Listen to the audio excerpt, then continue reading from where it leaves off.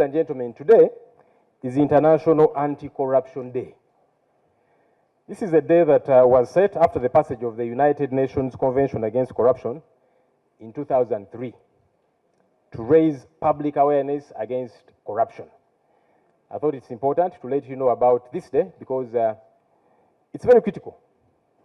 In Uganda, according to a report by the Inspectorate of Government, we lose over 10 trillion shillings per year to corruption. No wonder. We have got ailing hospitals and health centers, dilapidated schools, broken roads, and poor service delivery in general.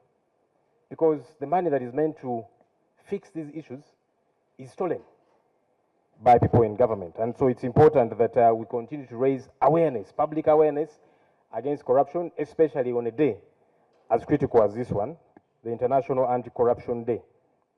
We must all in unison be able to condemn corruption in all its forms, regardless who commits it.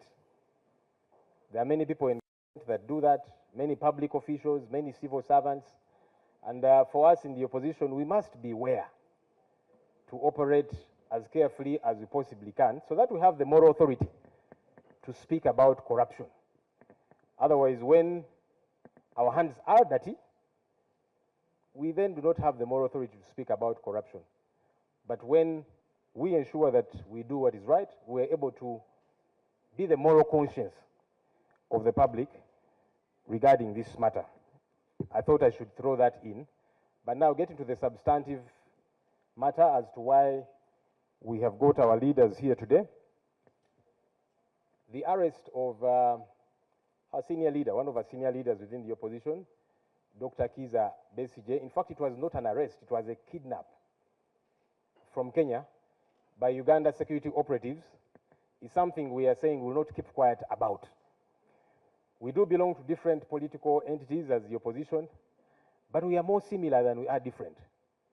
The issues that make us similar, the hounding, the persecution, and all of that, it happens to all of us in various ways. And that should be reason for us, and especially our senior leaders, to come together and say no to this illegality being committed by the state using the military courts.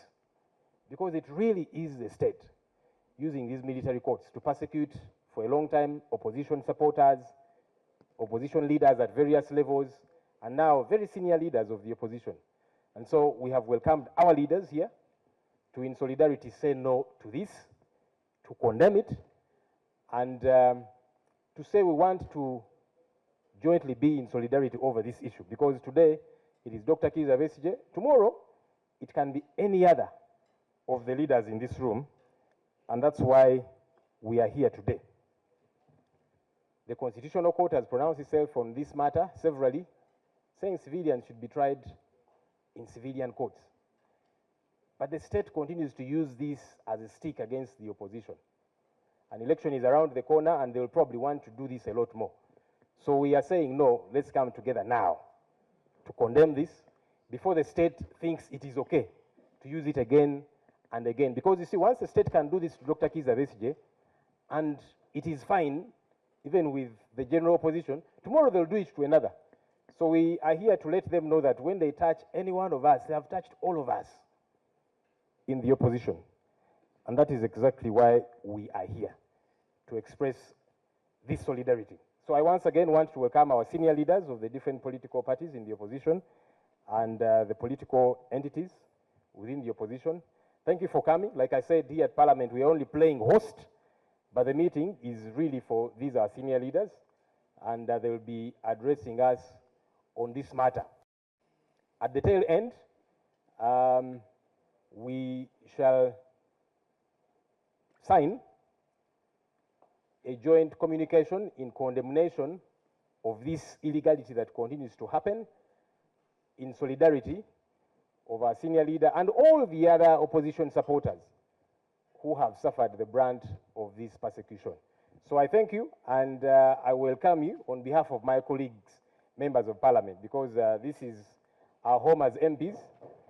But many of you are senior leaders, you're not new to this place. I don't know whether it's because of these senior leaders being present. These are leaders, they're not terrorists.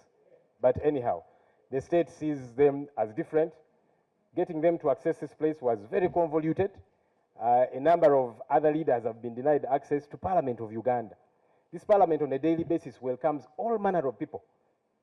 People who are not even known, as long as they flash their ID at the entrance and they say, I'm going to the office of this member of Parliament, they will be allowed in. But these senior leaders in this country, some of whom have been in this Parliament as members, had to go through a lot for them to access. It's problematic, but that's all the persecution that we are going through, and we are hoping we can nip. Allow me to welcome the President of the National Unity Platform to come and give his address to the other political party leaders as well. You're welcome, sir.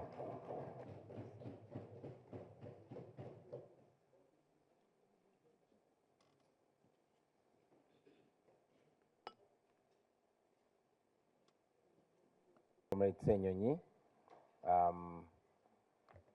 Today, ladies and gentlemen, being the International Anti-Corruption Day, I was wondering what better place is it to observe that day than here, the high tempo of corruption. And I'm glad that we have some of our comrades that are fighting aggressively against that corruption. We salute you, Honorable Ssenyonyi, and your team.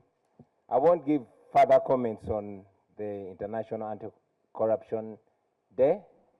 Just tell your speaker that I've dedicated this day to her. I salute you, colleague leaders, ladies and gentlemen, fellow Ugandans. I want to thank you once again, Honorable Ssenyonyi, for hosting this very important engagement.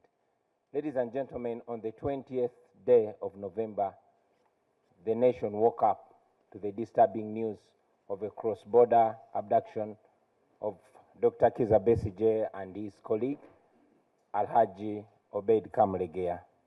This was done in Kenya by Uganda's security operatives. It was done in violation of their rights and in utter violation of international law. They were then smuggled into Uganda discreetly, of course in violation of any known extradition processes. And although these two were not serving military men, they were arraigned before the General Court Martial in violation of the Constitution and in violation, in utter contempt of all the pronouncements of the Constitutional Court. As we all know, numerous times the Constitutional Court has made it clear that it's illegal to try non-soldiers, civilians in military courts. We, as a National Unity Platform, have been the biggest victims of these kangaroo courts before, during, and after the elections of 2021. Over 2,000 of our members and supporters were abducted and detained on the orders of either the unit disciplinary committees or the division court martials or the general court martial. Most of them were charged with ridiculous trumped-up charges of being found with military stores, literally referring to our red berets and red overalls. As we speak today, very many of them are still languishing in prison, 4 years and some more, without trial. Recently, all of us saw with shock how the regime forced and coerced some of our comrades to accept the offenses that they never committed. It was such a travesty of justice, and we call upon all Ugandans of good conscience to condemn it and continue condemning it. But before all this happened, you all remember that I was personally charged before the same court, the military court, and the regime presented 2 machine guns claiming that they were found in my hotel room in Arua. Of course, eventually, the guns disappeared, and out of both international and local pressure, the charges were dropped. So, when we speak about the oppression and the injustice in military courts, ladies and gentlemen, we don't just talk about it as academic knowledge. This is lived experience. We've been through it, and so many Ugandans continue to go through it. The court-martial has been turned into a tool of oppression by General Museveni because he has full control of it. He decides who gets charged in the court-martial, what charges are preferred against that person, and who does or doesn't get bail from the court-martial. He uses it to punish and intimidate his opponents, and we condemn that. So here we come together knowing that Dr. Kizza Besigye and Haji Obed Kamulegeya cannot and will not get justice in that military court. We therefore jointly demand that Dr. Kizza Besigye's charges and Haji Obed Kamulegeya's charges be dropped, and if they can't be dropped, let them at least be charged in a civilian court, because they are civilians. We demand that those charges, those bogus charges, be dropped against them. And I mean, looking at common sense, even if Dr. Kizza Besigye and his colleague were found with guns in Kenya, how does that become a monopoly? How do those guns become a monopoly, or even the business of the Ugandan military? We are aware that these charges in the court-martial are meant to intimidate, coerce, and ultimately subdue the people of Uganda and their leaders, to stop them from challenging the corrupt system, the corrupt criminal regime of General Museveni. We are here to say to General Museveni that no amount of coercion, no amount of oppression, no amount of impunity will stop the people of Uganda from seeking better. And yes, no amount of intimidation will stop us from offering leadership to these people until we get to a country that we want to live in. Friends, so many dictators have done exactly, or even worse, to their people like Museveni has done to the people of Uganda. But history has taught us that they ultimately come crumbling down when people don't give up. From the dictators that we've seen in history, and yesterday it was Assad of Syria who has oppressed the people of Syria, him and his family, for more than 50 years. They came crumbling down yesterday. So yesterday it was Assad in Syria, and hopefully tomorrow it will be Museveni in Uganda.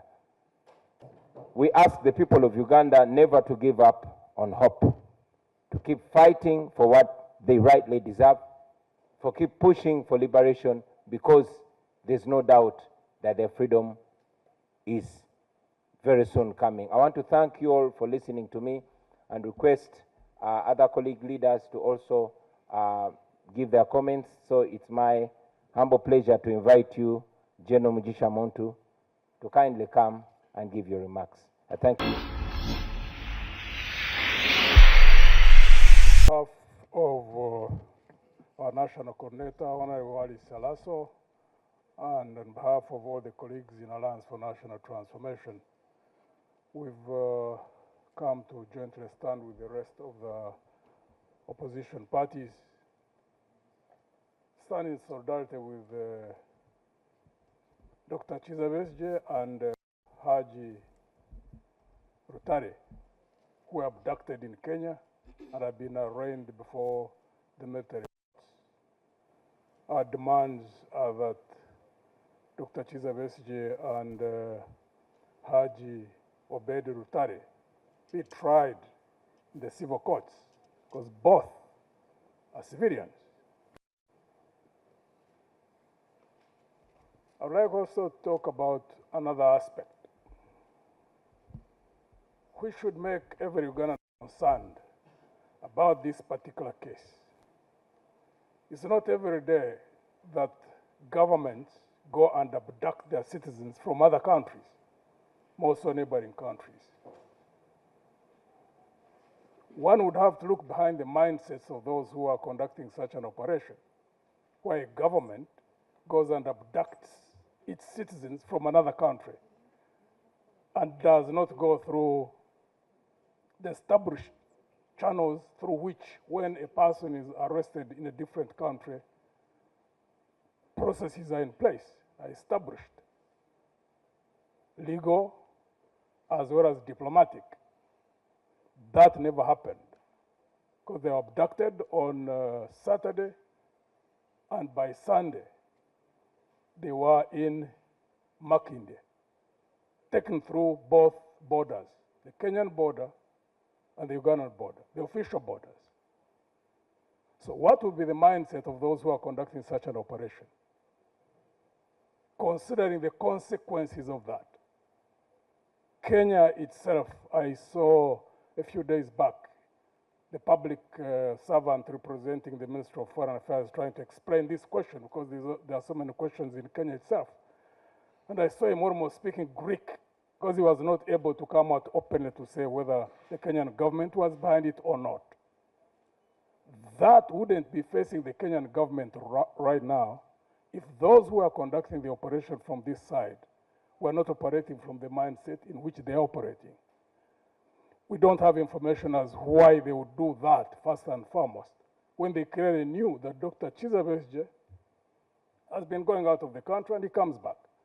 And they were clearly aware that he would be back, that they would not wait, even if they had any case to put against him, to arrest him when in Uganda, should be a concern of all Ugandans. Why so?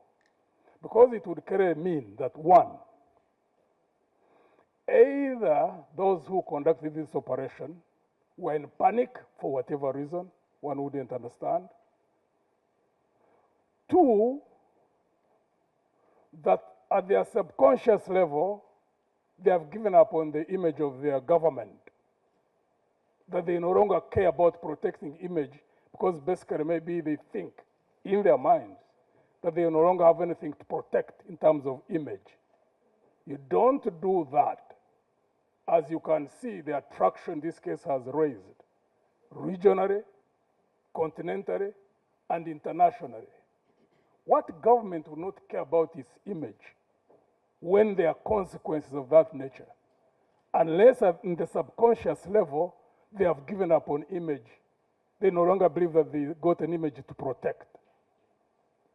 Three, or those who are who conducted the operation are inept, that they have no capability to weigh when they are conducting or planning operations of that nature, to balance a number of issues before they make a decision of that nature. Or four, they are so reckless that they don't care about what happens. Now, in case it is any of those four, or a combination of them, that should make all of us worried as Ugandans. Because the management of security forces is key in the stability of a country. So if it is because of recklessness or ineptness, it should be a cause for concern for all of us, including those who are in the regime. Because we have got people who have issues of that nature, to handle them the way they handle the matter. Even those who are senior in government, political as well as military, should think deeply. on this particular issue. So we are happy and we thank you, the Leader of Opposition and the members of Parliament who are here with you for hosting us this day. We should not let this matter rest. We are glad that there are regional interest, a number of political actors in this whole of East Africa at the continental level that are also raising pressure all around. We'd like to thank you, ladies and gentlemen, and also the members of the press.